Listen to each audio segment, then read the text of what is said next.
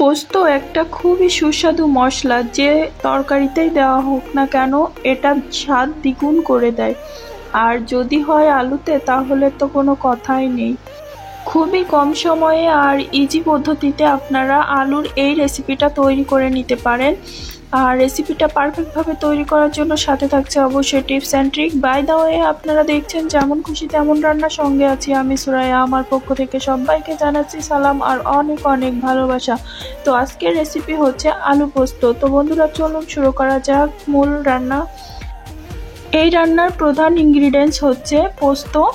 তো পোস্ত নিয়ে নিয়েছি এখানে 2 চামচ। এখানে আলুর পরিমাণ বুঝে আপনারা পোস্তটা ব্যবহার করবেন। পোস্তটা কিন্তু বাজারে যে কোনো মুদিখানার দোকানেই পাওয়া যায়। আর এটা খুবই সুস্বাদু একটা মশলা। যাই হোক, এই মশলাটাকে এখন আমি পানি দিয়ে ভিজিয়ে রাখবো। আর আপনারা অবশ্যই চেষ্টা করবেন পানি দিয়ে ভিজিয়ে রাখার। এক্ষেত্রে কি হবে, পোস্তটা ফুলে উঠবে, আপনাদের পেস্ট করতে কোনো অসুবিধা হবে না, খুব ভালোভাবে এটা পেস্ট হয়ে যাবে মিহিভাবে। তো এখানে আমি 5 থেকে 7 মিনিট মতো এই পোস্তটাকে ভিজিয়ে রাখবো এইভাবে। তো পোস্তটা এখন এইভাবে ভিজতে থাক। আর এর সাথে অন্য কি মশলা নিয়েছি বলে দিই।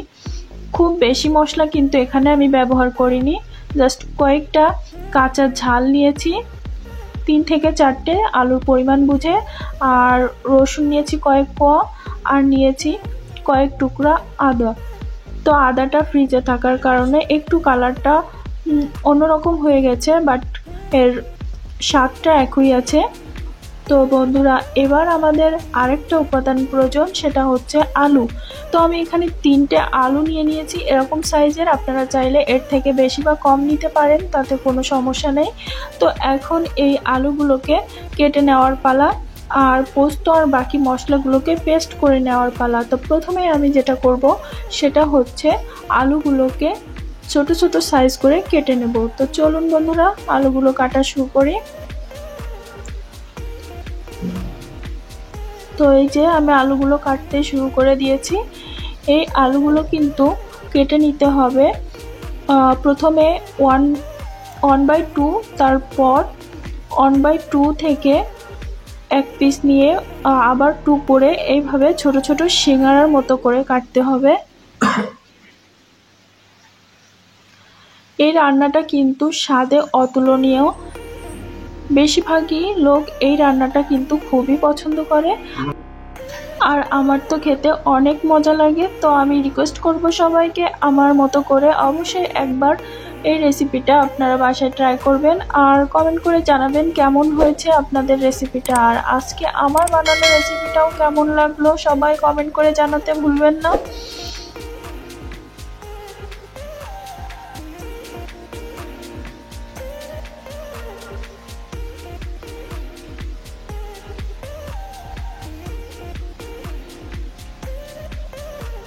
তো আমাদের শেষ আলুটা এখন কেটে নিচ্ছি।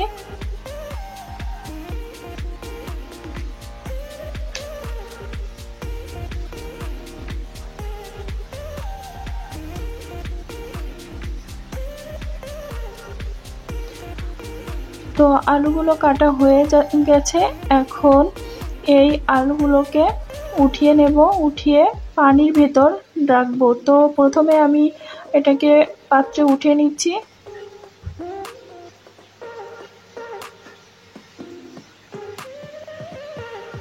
তো আলুতে প্রচুর পরিমাণে স্টার্চ থাকে, এই কারণে আলুটা কালো হয়ে যায়। তাই আমাদের সবার প্রথমে আলুটা কেটে পানির ভিতর রাখা উচিত। তো আমি এখন কেটে নিয়ে এর ভেতর পানিটা দিয়ে দিচ্ছি। এতে করে পানিতে স্টার্চগুলো চলে যাবে, আর হচ্ছে আলুটা পরিষ্কার থাকবে, সাদা থাকবে, কালো হবে না। তো ভালোভাবে এভাবে ধুয়ে নিচ্ছি, আর এগুলোকে 5 মিনিটের মতো পানিতে ভিজিয়ে রাখছি। তো বন্ধুরা, এবার সব কিছু প্রস্তুত করে নিয়ে চলে যাব রান্নার কাজে, যেমন আলু ধোয়া, মশলাগুলো পেস্ট। তো চলুন বন্ধুরা, চলে যায় চুলায়। তো সমস্ত মশলা রেডি করে নিয়ে, আলু রেডি করে নিয়ে চলে আসলাম চুলায়। এখন কড়াইয়ের ভেতর পরিমাণ মতো তেল দিয়ে ফোড়নে দিচ্ছি 2টো শুকনো ঝাল। আর দিচ্ছি হাফ চামচের মতো কালো জিরা।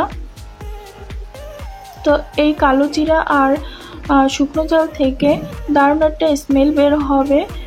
তো এই স্মেলটা বের হওয়ার পর কিন্তু এর ভিতর দিয়ে দেব আলুগুলো। তো আমি মশলাটা কিন্তু আগে ব্যবহার করিনি, আপনারাও মশলাটা চাইলে আগে ব্যবহার করতে পারেন, সেক্ষেত্রে আমার মনে হয় স্বাদটা অত বেশি পাওয়া যায় না, পোস্তর যে একটা স্বাদ সেটা অনেকটা চলে যায়। তাই আমি আগে আলুটাকে একটু কুক করে নেব।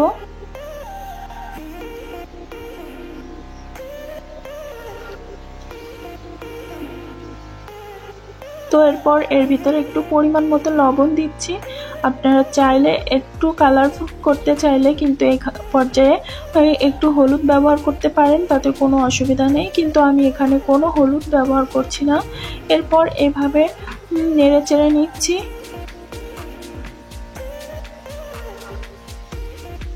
তো এটাকে এখন 5 মিনিটের জন্য একটু ঢাকা দিয়ে রেখে দেব। মোটামুটি আলুটাকে 85% মতো বয়েল করে নেব। এক্ষেত্রে আলুটা একটু টেস্টি বেশি লাগবে, কেননা একটা ভাজা ভাজা ভাব থাকবে।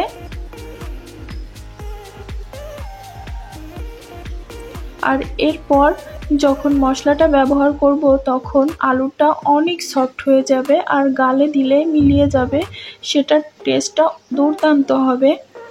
চাইলে আপনারা বাসায় একবার এভাবে ট্রাই করে দেখতে পারেন। আলু পোস্ত সবাই কিন্তু মোটামুটি রান্না করতে পারি। তো এই দেখুন পেস্টটা করে নিয়েছি, পোস্ত, কাঁচামরিচ, আদা রসুনের। এখন এটা দিয়ে দিচ্ছি মশলাটা। এখানে কিন্তু আমি তেমন কোনো পানি ব্যবহার করিনি, এবং যে এসে পানি ব্যবহার করব, তবে অতিরিক্ত নয়।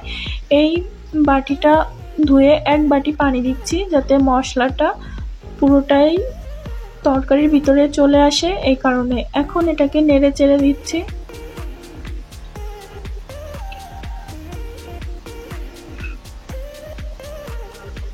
আলুটা যে 50% মতো বয়েল হতে বাকি ছিল, সেটা কিন্তু এই পানিতে দেওয়ার কারণে বয়েল হয়ে যাবে আর দারুণ একটা সফট হবে।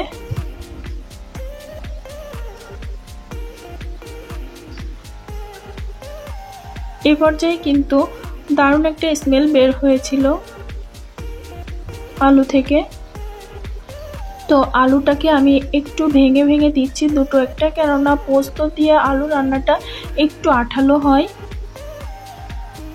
যেটা রুটি, ভাত সব কিছুর সাথে খেতে কিন্তু দারুণ লাগে। তো বন্ধুরা, আমার ভিডিওটি যদি আপনাদের ভালো লেগে থাকে তাহলে আমার চ্যানেলটিকে সাবস্ক্রাইব করুন, লাইক, কমেন্ট, শেয়ার করে আমার সাথেই থাকুন।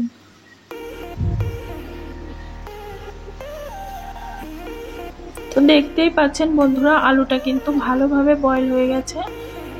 এভাবে আমি আরো 5 থেকে 7 মিনিটের মতো জাল করে নেব। তো লাস্টে আমি 2টো কাঁচামরিচ দিয়ে দিলাম।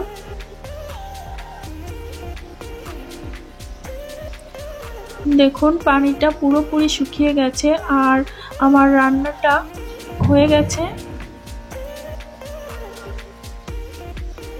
এখন এটাকে নামিয়ে নিয়ে পরিবেশনের পালা। তো আমি গ্যাসটাকে কিন্তু অফ করে দিয়েছি।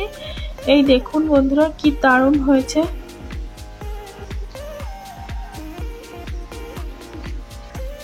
খুবই কম সময়ের মধ্যে এই রেসিপিটা তৈরি করে নিতে পারেন। আর মশলাও অনেকটা কম ছিল, তাই স্বাস্থ্যসম্মত হবে আমার মতে।